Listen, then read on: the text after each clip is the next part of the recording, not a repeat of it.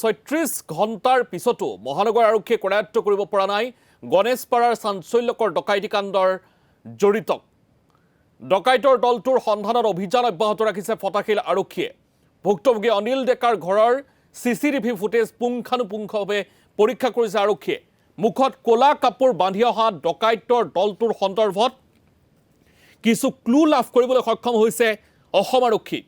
ডকাইতে ব্যৱহাৰ কৰা বগা ৰঙৰ বাহনখনৰো সন্ধান উলিয়াবলৈ চেষ্টা অব্যাহত ৰাখিছে মহানগৰ আৰক্ষীয়ে। গাড়ী চালক মনোজ দাসক সোধা পোছাৰ অন্তত যাবলৈ দিছে আৰক্ষীয়ে। আমি এই মুহূৰ্তত উল্লেখ কৰিব বিচাৰিছোঁ যে কালিৰ দিনৰ ভাগত আচলতে পোহৰলৈ আহিছিল এই সমগ্ৰ ঘটনা। তাৰ পূৰ্বৰ দিনটো নিশাৰ ভাগত এই ঘটনা সংঘটিত হৈছিল মহানগৰীৰ গণেশগুৰিৰ গণেশপাৰা অঞ্চলত।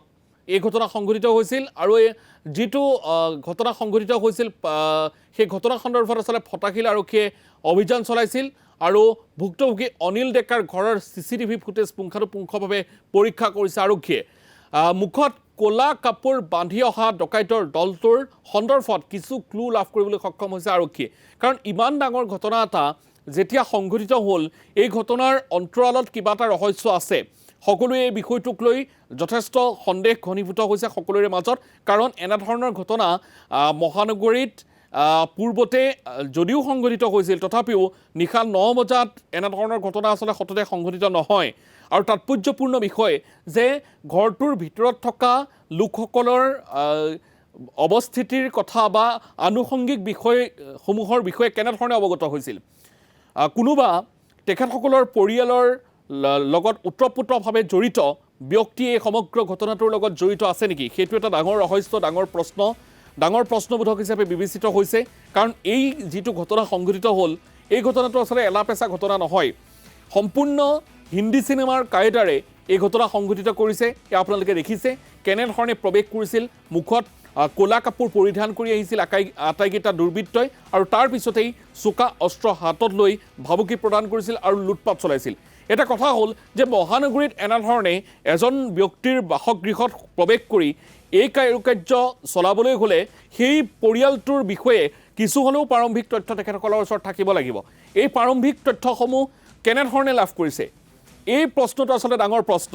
পৰিয়ালৰ ভিতৰত কিমান সা সামগ্ৰী আছে, কিমান টকা পইচা আছে, কোন কোন থাকে, সেই সকলোবিলাক তথ্য কেনেধৰণে আহৰণ কৰিছিল।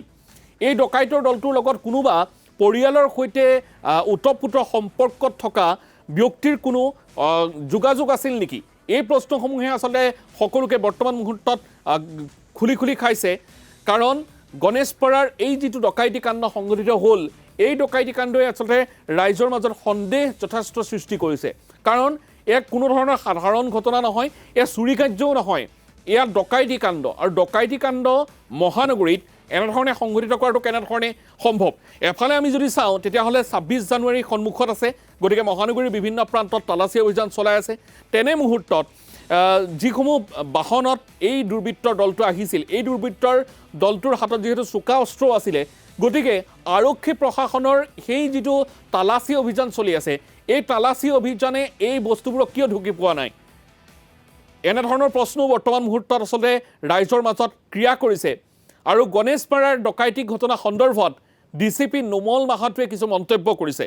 ঘটনাৰ বহু তথ্য লাভ কৰা হৈছে, আটাইকেইখন থানাৰ আৰক্ষী বিষয়াসকলৰ লগত আলোচনা কৰা হৈছে বুলি মন্তব্য কৰিছে। লগতে তেওঁ উল্লেখ কৰিছে যে কেইবাটাও আৰক্ষীৰ দল ঘটনাৰ তদন্তত নিয়োজিত কৰা হৈছে। তেখেতৰ ভাষ্য শুনাম। তদন্ত আমাৰ জোৰ তদন্ত চলি আছে। আমি গোটেই ঘটনাটোৰ সন্দৰ্ভত আমি কেইবাবাৰো যিটো প্লেচ অফ অকাৰেঞ্চ আছিলে তাত আমি ভিজিট কৰিছোঁ। আমাৰ টীম ভিজিট কৰিছে, ফৰেঞ্চিক টীম ভিজিট কৰিছে, আৰু আমি এইটোৰ ওপৰত কাম কৰি আছোঁ। আৰু খুব সোনকালে আপোনালোকে এটা ৰিজাল্ট পাব। নহয়, চাওক, এতিয়া গোটেই অনুসন্ধানটো এতিয়া আমি কৰি আছোঁ, আৰু গোটেই বস্তুবিলাক আমি মুকলি মনেৰে এটা মুকলি ৰূপত আমি কৰি আছোঁ। কোনো বস্তু আমি পূৰ্বানুমান লৈ পেলাই কৰা নাই। গতিকে যিটো অনুসন্ধান চলি আছে তাৰ আওতাত যি আহিব তেওঁলোকৰ বিৰুদ্ধে কঠোৰতম আইনগত ব্যৱস্থা লোৱা হ'ব। আৰু আপোনালোকক আমি এতিয়া ক'ব পাৰোঁ যে এই ঘটনাটোৰ সম্পৰ্কত আমি ইতিমধ্যে কিছু তথ্য পাইছোঁ, আৰু সোনকালে এই আইনগত ব্যৱস্থা আমি আপোনালোকৰ দৃষ্টিগোচৰ হ'ব।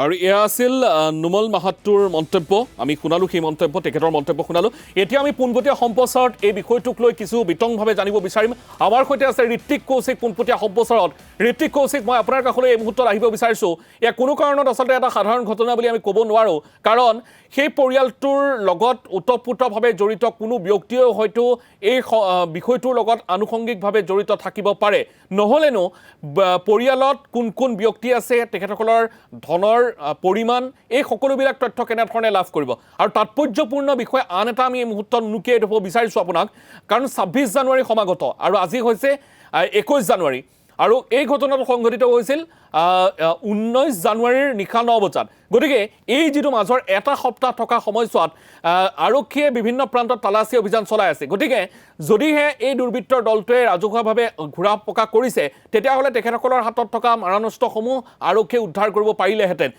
এই ক্ষেত্ৰত আমি দুটা দিশ ক'ব পাৰোঁ ক'ৰবাত নহয় ক'ৰবাত সেই দলটোৱে অত্যন্ত কৌশলেৰে এই কাৰ্য সংঘটিত কৰিছে নহ'লে আৰক্ষীৰ এই তালাচী অভিযান ২৬ জানুৱাৰীৰ প্ৰাকখনত কিন্তু যথেষ্ট ব্যৰ্থ হৈছে আৰু এইকেইটা বিষয় আচলতে এই মুহূৰ্তত আনুষংগিক বিষয় হিচাপে বিবেচিত হৈছে কি ক'ব ঋত্বিক কৌশিক নিশ্চিতভাৱে সমীৰণ গোটেই বিষয়টো আপুনি উল্লেখ কৰাৰ ধৰণে দুটা পক্ষ আছে এটাটো হৈ গ'ল যে এই যি ডকাইতি কাণ্ড সংঘটিত হ'ল ডকাইতি কাণ্ডৰ পৰিকল্পনা কোনে কৰিছিল বা পৰিকল্পনা কৰাৰ সময়ত ইয়াত কোনোবা ভিতৰুৱা লোক আছিল নেকি ইনচাইডাৰ মেন আছিল নেকি সেইটো ডাঙৰ প্ৰশ্ন আৰু আৰক্ষীয়েও এই ক্ষেত্ৰত কালি দিনটোত দেখা গৈছিল যে যিগৰাকী চালক আছিল চালকগৰাকীক দীৰ্ঘ সময় তেওঁ সোধা পোছা কৰিছিল গোটেই তথ্য সংগ্ৰহ কৰিছিল তাৰ সমান্তৰালভাৱে বৰ্তমান সময়তো আৰক্ষীৰ লোক আহি ইয়াত উপস্থিত হৈছে এই মহানগৰ পশ্চিম আৰক্ষী জিলাৰ ৫খনকৈ আৰক্ষী থানাৰ ভাৰপ্ৰাপ্ত বিষয়া গড়চুক আৰক্ষী থানাৰ ভাৰপ্ৰাপ্ত বিষয়া তাৰ সমান্তৰালভাৱে জালুকবাৰী ভৰলুকে ধৰি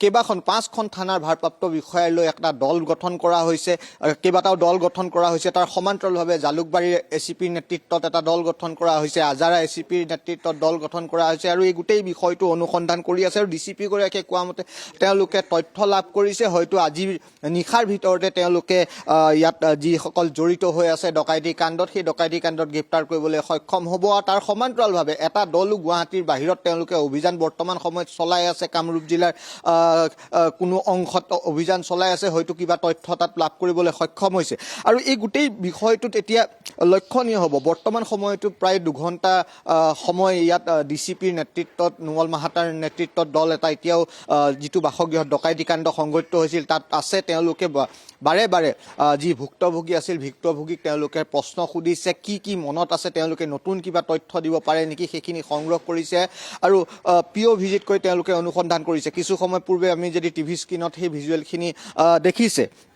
দেখিব কেইবাজনো পৰিদৰ্শক পৰ্যায়ৰ বিষয়া যিখন ভাৰপ্ৰাপ্ত বিষয়া মহানগৰী পশ্চিম আৰক্ষী জিলাৰ থানাৰসমূহ তেওঁলোককো বিশেষ দায়িত্ব প্ৰদান কৰা হৈছে তেওঁলোকে এটা তথ্য তেওঁলোকে উদ্ঘাটন কৰাৰ কাৰণে তেওঁলোকক দায়িত্ব দিয়া হৈছে আৰু তেওঁলোক কেইবাজনো এতিয়া নিজৰ যি দায়িত্ব লাভ কৰাৰ পিছত তেওঁলোকে ইয়াৰ পৰা ৰাওনা হৈছে সেই স্থানসমূহলৈ তাৰ সমান্তৰালভাৱে ডিচিপি গৰাকী আৰু এচিপি গৰাকী ইয়াত উপস্থিত আছেহি আৰু তেওঁলোকে এই ক্ষেত্ৰত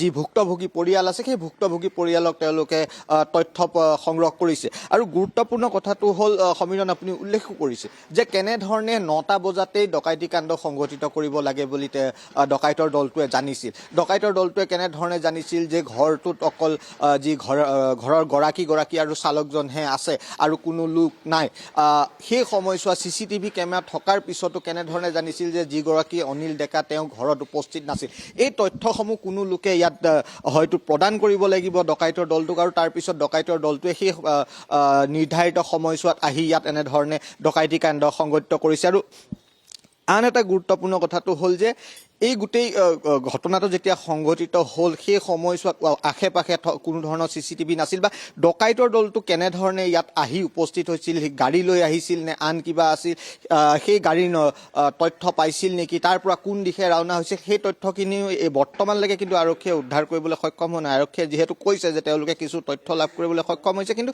এতিয়াও বহু তথ্য এতিয়াও বাকী আছে ইয়াত পৰিকল্পনা ক'ৰ পৰা হৈছিল আৰু ইয়াত যিটো দেখা যায় এদিনীয়া পৰিকল্পনা নহয় এই গোটেই পৰিকল্পনাটো কেইবাদিনৰ পৰা ইয়াত হয়তো লক্ষ্য কৰি আছিল গোটেই পেটাৰ্ণ এটা তেওঁলোকে ডকাইতৰ দলটোৱে ইয়াত পেটাৰ্ণ এটা দেখিবলৈ পোৱা যায় যে কোন সময়ত ঘৰত মানুহ থাকে, কোন সময়ত ঘৰত মানুহ নাথাকে, কিমান সময় পৰিয়াল অনিল ডেকা ঘৰলৈ আহে বা ঘৰৰ পৰা ওলাই যায়, এইখিনি হয়তো আগৰ পৰা পৰ্যবেক্ষণ কৰি আছিল আৰু সেই দিনাখনৰ তথ্য লাভ কৰিছিল কাৰণ নগদ ধনৰ কথা কোৱা হৈছে যে নগদ ধন আছিল ঘৰত আৰু সেই ধন ডকাইতৰ দলে লৈ গৈছে। সেই ধন থকাৰ তথ্য হয়তো ডকাইতৰ দলে পাইছে আৰু যাৰ বাবে সেই 9টা বজাত 19 তাৰিখে 9টা বজাত আহি এই ডকাইতি কাণ্ড সংঘটিত কৰিলে। আৰু আন এটা গুৰুত্বপূৰ্ণ কথা আপুনি উল্লেখ কৰিছে যে সমাগত 26 জানুৱাৰী গণৰাজ্য দিৱস যিহেতু উগ্ৰপন্থীৰ ভয় ভাবুকি বৰ্তমানেও অসমত আছে, যাৰ বাবে গুৱাহাটীক বিশেষকৈ সুৰক্ষা দিয়াৰ বাবে গুৱাহাটীত আশে পাশে হওক বা গুৱাহাটীৰ প্ৰৱেশ পথসমূহত ব্যাপক নাকা চেকিং কৰা হয়। কিন্তু এই ক্ষেত্ৰত দেখা গ'ল যে ইয়াত অবাধে মাৰণাস্ত্ৰ লৈ আহিছে আৰু এই ক্ষেত্ৰত হয়তো গুৱাহাটীৰ যি নাকা চেকিংসমূহ আছে বা আৰক্ষীৰ যি তালাচী আছে সেই তালাচী সফল হোৱা নাই, যাৰ বাবে এনেধৰণৰ ঘটনা গুৱাহাটীৰ মাজমজিয়াত সংঘটিত হ'বলৈ পালে। ঋতিক কৌশিক, এই মুহূৰ্তত আপোনাক ধন্যবাদ জনাইছোঁ। এইখিনি আচলতে মূল প্ৰসংগ আৰু এই মুহূৰ্তত আপোনাক ধন্যবাদ জনাইছোঁ। আমি এটা কথা উল্লেখ কৰিব বিচাৰিছোঁ যে যিখিনি প্ৰসংগই এই মুহূৰ্তত আচলতে সাধাৰণ জনতাৰ মনত প্ৰশ্ন সৃষ্টি কৰিছে, সেই প্ৰসংগসমূহ আচলতে অত্যন্ত ভাবিবলগীয়া। কাৰণ এইকাৰণেই ভাবিবলগীয়া বুলি আমি এই মুহূৰ্তত উল্লেখ কৰিব বিচাৰিছোঁ, কাৰণ এই সমগ্ৰ বিষয়টো কেতিয়াও সহজ ঘটনা নহয়। এজন ব্যক্তিয়ে কোন সময়ছোৱাত বাসগৃহৰ ভিতৰত থাকে, সেই কথা বতৰাসমূহ কেনেধৰণে এই দলটোৱে জানিলে। যদিহে ডকাইতি কৰি থকা সময়ছোৱাত ঘৰৰ এগৰাকী ব্যক্তি বাহিৰত থাকিলেহেঁতেন বা বাহিৰৰ পৰা আহিলেহেঁতেন, তেতিয়াহ'লে নিশ্চিতভাৱে এই ঘটনাসমূহ ধৰা পৰিলেহেঁতেন। কিন্তু এটা কথা ডকাইতৰ দলটোৱে পূৰ্বতে জানিব লাগিব যে ঘৰটোৰ ভিতৰত আটাইকেইজন সদস্য আছে আৰু কোনো সদস্য বাহিৰৰ পৰা ভিতৰলৈ অহাৰ সম্ভাৱনা নাই। এনেধৰণৰ আনুষংগিক কাৰুকাৰ্য তেখেতসকলে জানিব লাগিব। এই কাৰুকাৰ্যসমূহ কেনেধৰণে জানিলে, এইসমূহ আচলতে ডাঙৰ প্ৰসংগ, ডাঙৰ ৰহস্য এই মুহূৰ্তত বিবেচিত হৈছে। এই প্ৰসংগসমূহৰ লগত কোনো আচলতে পৰিয়ালৰ লগত ওতঃপ্ৰোতভাৱে জড়িত ব্যক্তি জড়িত আছে নেকি? প্ৰথম অৱস্থাত চালকজনক কিছু সোধা পোছা কৰিছিল, এই মুহূৰ্তত কিন্তু আপডেট আহিছে যে চালকজনক যাবলৈ দিয়া হৈছে। এতিয়া কথা হ'ল যে এই প্ৰসংগসমূহৰ লগত কেনেধৰণে এনেধৰণৰ ইমান এটা ডাঙৰ প্ৰসংগ জড়িত হৈ থাকিব পাৰে। দ্বিতীয়তে আমি যিখিনি কথা উল্লেখ কৰিছোঁ যে 26 জানুৱাৰী সমাগত, গতিকে 26 জানুৱাৰীৰ পৰিপ্ৰেক্ষিতত বিভিন্ন ধৰণৰ কুটাঘাত সংঘটিত হ'ব পাৰে। গতিকে সেই কুটাঘাতৰ বাবে প্ৰত্যেক বছৰে আমি দেখোঁ যে 26 জানুৱাৰীৰ প্ৰাকখনত কিছু তালাচী বা এনেধৰণৰ কটকটীয়া নিৰাপত্তা ব্যৱস্থা বিশেষতঃ আন প্ৰান্তত নহ'লেও মহানগৰী অৰ্থাৎ যিহেতু অসমখনৰ হৃদপিণ্ড স্বৰূপ দিছপুৰৰ আশে পাশে কৰা হয়।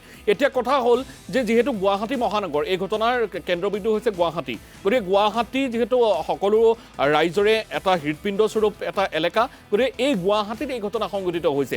এতিয়া 26 জানুৱাৰীৰ প্ৰাকখনত এই ঘটনা সংঘটিত হৈছে, গতিকে হাতত মাৰণাস্ত্ৰ লৈ এখন বাহনত এই দলটো গৈছে। এতিয়া অহা যোৱা কৰাৰ মুহূৰ্তত বাহনসমূহ তন্নতন্নকৈ তালাচী কৰা হোৱা নাই নেকি? যদিহে তালাচী কৰা নাই, তেতিয়াহ'লে আন সময়ত কিন্তু আৰু আনুষংগিক অনুৰূপ ঘটনা সংঘটিত হ'ব পাৰে। গতিকে আৰক্ষী প্ৰশাসনৰ ক'ৰবাত নহয় ক'ৰবাত কিন্তু ব্যৰ্থতা এই মুহূৰ্তত আছে বুলি আমি উল্লেখ কৰিব পাৰোঁ।